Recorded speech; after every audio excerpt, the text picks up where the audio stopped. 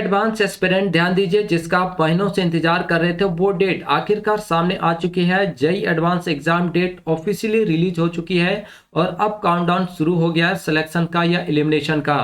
तो अगर आप आईआईटी का सपना देख रहे हो तो ये वीडियो आपके लिए बहुत ज़्यादा इंपॉर्टेंट है, क्योंकि आज के इस वीडियो में पूरे जेईई एडवांस के शेड्यूल पर हम बात करने वाले हैं। एलिजिबिलिटी क्राइटेरिया पर भी बात करने वाले हैं, क्योंकि कई बार एलिजिबिलिटी क्राइटेरिया पूरा न होने की वजह से भी बहुत सारे स्टूडेंट जो है वो जेईई एडवांस के लिए एलिजिबल नहीं हो पाते हैं। साथ ही साथ जो भी टाइम बचा इस दौरान आपको क्या करना है और क्या नहीं करना है, इस पर भी बात करने वाले हैं, ताकि आपका जो सपना है आईआईटी जाने का वो सपना पूरा हो जाए। तो सबसे पहले दोस्तों हम यहाँ पे बात करेंगे शेड्यूल पे। तो चलते हैं हम लोग शेड्यूल पे कि आखिर जेईई एडवांस का क्या शेड्यूल है, कब से ऑनलाइन रजिस्ट्रेशन स्टार्ट हो रहा है और कब यहाँ पे ऑनलाइन रजिस्ट्रेशन जो है वो समाप्त होने वाला है, एग्जाम डेट क्या है उस पर। तो यहाँ पे हम लोग बात करते हैं कि online registration direct registration for JEE advance 2026 for foreign national candidate. तो इनके लिए जो रजिस्ट्रेशन है वो आपका 6 अप्रैल से ही स्टार्ट हो रहा है, 6 अप्रैल को सुबह 10 बजे से, और 2 मई सैटरडे का दिन है, आप 11:30 बजे रात तक जो आप रजिस्ट्रेशन कर पाएंगे। लेकिन यहाँ पे जेईई मेन क्वालिफाइड कैंडिडेट के लिए रजिस्ट्रेशन जो है वो कब से स्टार्ट हो रहा है, तो online registration for JEE advance 2026 for JEE main 2026 qualified candidates. तो इनके लिए दोस्तों जो है वो आपका 23 अप्रैल को थर्सडे है, उस दिन सुबह 10 बजे से आपका स्टार्ट हो जाएगा, और आप 2 मई को सैटरडे है, उस दिन आप 11:30 बजे रात तक जो है आप जेईई एडवांस 2026 के लिए जो है ऑनलाइन रजिस्ट्रेशन कर पाएंगे। और अब बात करते हैं last date for fee payment of registered candidate. तो ये जो डेट है बच्चों वो आपका 4 मई को है, यानी 4 मई को रात 11:30 बजे तक जो है आप अपना फी पेमेंट जो भी है वो आप कर पाएंगे। ठीक है, तो ये फी पेमेंट का लास्ट डेट है 4 मई, और ऑनलाइन रजिस्ट्रेशन का जो लास्ट डेट है वो आपका है 2 मई।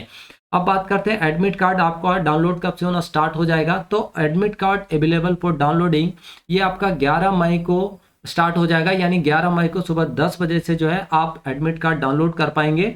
और 17 मई संडे है दोस्तों, उस दिन आप 2:30 बजे तक जो है आप अपना एडमिट कार्ड जो है वो डाउनलोड कर पाएंगे। ठीक है, उसके बाद चूजिंग टू सब्सक्राइब बाय पीडब्ल्यूडी candidates with less than 40% disability and having difficulty in writing, ये आपका जो है डेट है वो आपका है 16 मई, यानी 16 मई को। ठीक है, फिर जेईई एडवांस एग्जामिनेशन जो है वो आपका यहाँ पे डेट देख सकते हैं, सैटरडे का दिन है, 17 मई को आपका जो एग्जाम होने वाला है। पेपर 1 का जो एग्जाम है दोस्तों वो आपका 9 से 12 बजे तक होने वाला है, और पेपर 2 का एग्जाम आपका 2:30 से 5:30 बजे तक होने वाला है। ठीक है, यानी 17 मई को आपका जेईई एडवांस 2026 का एग्जाम है। आगे बात करते हैं दोस्तों यहाँ पे copy to candidate response to be available for JEE advance 2026 website, यानी रिस्पांस जो सीट है दोस्तों वो आपका 21 मई को शाम 5 बजे जो है वो जेईई एडवांस के ऑफिशियल वेबसाइट पर अपलोड कर दिया जाएगा। यानी आप 21 मई 2026 को शाम 5 बजे के बाद आप अपना रेस्पॉन्स सीट भी जो है वो देख पाएंगे। आपका एग्जाम खत्म कब हो रहा है, तो 17 मई को, और 21 मई को आपका जो रेस्पॉन्स सीट जो है वो जेईई एडवांस के ऑफिशियल वेबसाइट पर अवेलेबल हो जाएगा। अब नेक्स्ट है दोस्तों online display of provisional answer की। तो ये आपका आने वाला है 25 मई को। तो 25 मई को सुबह 10 बजे के बाद से आप जो है अपना प्रोविजनल आंसर की जो है वो चेक कर पाएंगे, डाउनलोड कर पाएंगे। फिर feedback and comment on provisional answer की, अगर आपको कोई भी डाउट हो, कोई भी फीडबैक या कमेंट देना हो, तो उसके लिए यहाँ पे जो डेट रखा गया है वो आपका 25 मई को सुबह 10 बजे से लेकर 26 मई को शाम 5 बजे तक, यानी इसी दौरान आप अपना जो भी फीडबैक देना है या कमेंट देना है प्रोविजनल आंसर की से रिलेटेड, तो वो आप यहाँ पे कर पाएंगे। उसके बाद online declaration of final answer key and result of JEE advance 2026, तो ये आपका आने वाला है 1 जून को सुबह 10 बजे, यानी फाइनल आंसर की और जो जेईई एडवांस का रिजल्ट है वो आपका 1 जून को सुबह 10 बजे के बाद जो है आप देख पाएंगे, यानी आप अपना रिजल्ट जो है डाउनलोड कर पाएंगे। उसके बाद ऑनलाइन रजिस्ट्रेशन फॉर एएटी, ठीक है, आर्किटेक्चर एप्टीट्यूड टेस्ट, तो उसका जो डेट है वो 1 जून जो आपको सुबह 10 बजे से स्टार्ट हो रहा है, और 2 जून को शाम 5 बजे तक जो है आप एएटी यानी आर्किटेक्चर एप्टीट्यूड टेस्ट के लिए जो ऑनलाइन रजिस्ट्रेशन कर पाएंगे। फिर tentative start of joint seat allocation, यानी जोसा काउंसलिंग जो है दोस्तों वो आपका यहाँ पे टेंटेटिव डेट है ना, यानी जैसे ही जेईई एडवांस का रिजल्ट आता है जोसा काउंसलिंग जो है वो आपका प्रोसेस जो धीरे धीरे स्टार्ट हो जाता है। तो रिजल्ट आपका आ रहा है दोस्तों यहाँ पे 1 जून को, ठीक है, और 2 जून से जो आपका जोसा काउंसलिंग जो है वो सीट एलोकेशन जो है आपका स्टार्ट, पूरा प्रोसेस जो है स्टार्ट हो जाएगा।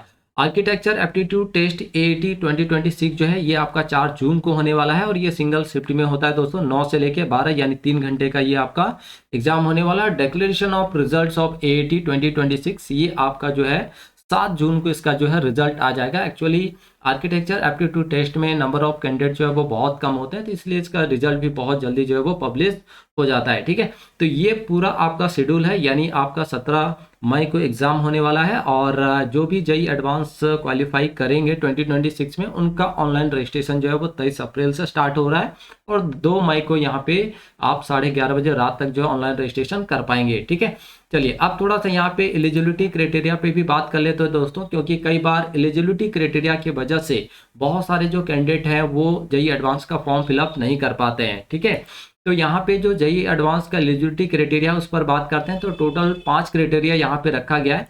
तो सबसे पहले क्राइटेरिया पे बात करते हैं दोस्तों, तो जिन बच्चों का जो रैंक है वो जेई मेंस में अगर 2.5 लाख तक आता है ना, अमाउंट 2.5 लाख तक, तो वही बच्चे जो हैं वो जेई एडवांस के लिए जो एलिजिबल माने जाते हैं, चाहे वो बी के लिए हो या फिर बीटेक के लिए हो। ठीक है, अब यहाँ पे बात करते हैं कि यहाँ पे कितने परसेंट, यानी 2.5 लाख जो स्टूडेंट है उसमें कितना परसेंट जो है जनरल कैटेगरी को लिया जाता है, कितना जनरल ईडब्ल्यूएस, कितने ओबीसी एनसीएल, कितना एससी एसटी।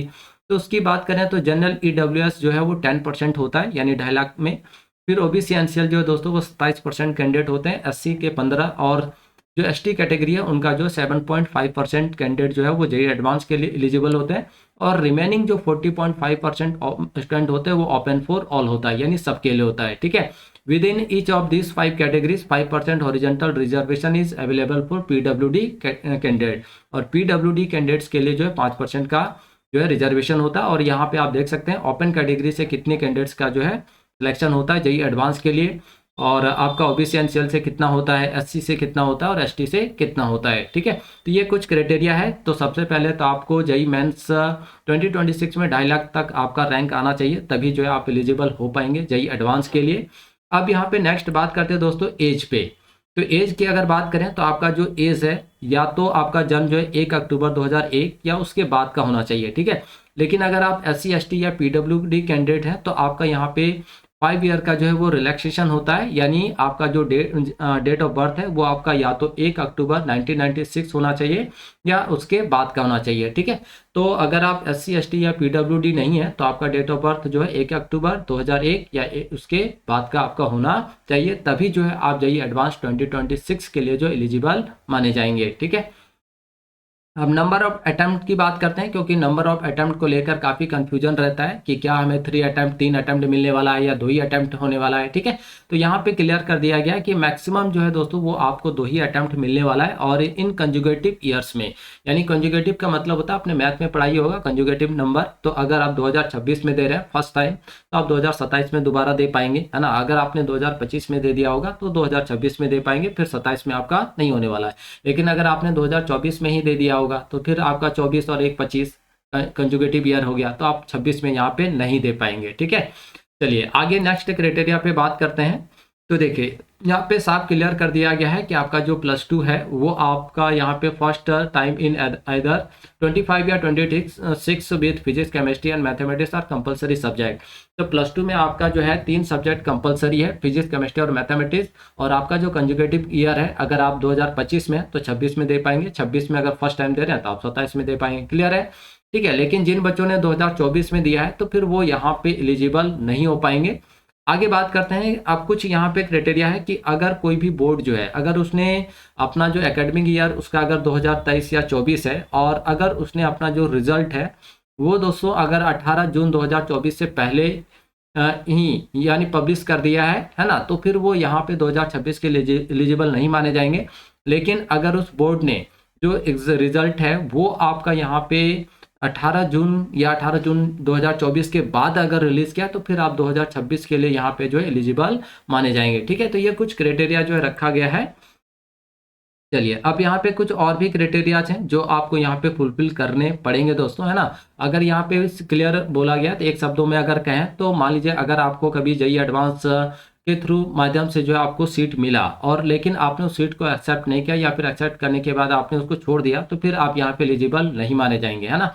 लेकिन अगर candidate who have admitted a preparatory course in any of the IITs for the first time in 2025 to appear in the JEE advance 2026 है ना। तो यानी पहली बार आप जेई आईआईटी के अंदर कोई प्रिपरेटरी कोर्स में आपने एडमिट हुआ है 2025 में, तो आप 2026 के लिए जो यहाँ पे एलिजिबल माने जाएंगे। ठीक है, अब देखिए candidate who were allocated a seat in IIT through JoSAA 2025, अगर आपको जोसा 2025 के माध्यम से जो है सीट अलाउड किया गया था तो फर्स्ट है but did not report online at any report centre withdraw before the last round of the seat. तो अगर आपने मान लीजिए ऑनलाइन रिपोर्ट नहीं किया है ना, किया था जैसे 2025 में आपको मिला लेकिन आपने ऑनलाइन रिपोर्ट नहीं किया, या फिर लास्ट राउंड से पहले ही आपने जो सीट को क्या किया विड्रॉ कर लिया, या फिर had their seat cancelled before the last round of seat allotment for IITs are eligible to appear for JEE advance 2026। ठीक है, यानी क्लियर कर दिया गया है कि अगर 2025 में आपको सीट अलाउड किया गया था लेकिन अगर आपने ऑनलाइन रिपोर्ट नहीं किया या किसी भी तरह से आप सेंटर पे नहीं गए, ठीक है, अदरवाइज आपने जो सीट आपको मिला था सीट लास्ट राउंड से पहले आपने सीट को विड्रॉ कर लिया, या फिर किसी वजह से आपका जो है वो आईटी के थ्रू ही है ना, आईटी के द्वारा ही अगर आपका सीट कैंसिल कर दिया गया तो भी आप यहाँ पे 2026 के लिए जो एलिजिबल माने जाएंगे। लेकिन अगर आपने एक्सेप्ट कर लिया, ज्वाइन कर लिया, उसके बाद अगर आपने छोड़ दिया है तो फिर आप यहाँ पे 2000 जेईई एडवांस 2026 के लिए एलिजिबल माने नहीं जाएंगे। ठीक है, तो ये टोटल 5 क्राइटेरिया था दोस्तों जो आपको फुलफिल करना है, तभी जो आप जेईई एडवांस 2026 के लिए एलिजिबल माने जाएंगे। लेकिन पहला तो क्राइटेरिया यही है कि आपको जेईई मेंस 2026 में 2.5 लाख बच्चों के अंदर जो है आना पड़ेगा, तभी आप जो एलिजिबल माने जाएंगे। ठीक है, तभी आपका जो है बाकी क्राइटेरिया को देखा जाएगा। जब आप 2.5 लाख के अंदर आएंगे नहीं तो फिर कोई फायदा यहाँ पे होने वाला नहीं है। ठीक है, तो इसलिए यहाँ पे आपको बहुत सारी चीज़ों पर दोस्तों जो है ध्यान देना है। तो आई होप दोस्तों आप सबको को वीडियो अच्छा लगा होगा। अगर वीडियो अच्छा लगा तो इस वीडियो को एक लाइक जरूर कीजिएगा, कमेंट जरूर कीजिएगा, अपने दोस्तों के साथ जमकर शेयर जरूर कीजिएगा ताकि उनको भी सारी चीज़ें जो है क्लियर हो जाए। तो मिलते हैं बच्चों इसी तरह के इन्फॉर्मेटिव वीडियोस के साथ नेक्स्ट वीडियो में, तब तक के लिए आप सभी को थैंक यू, बाय बाय।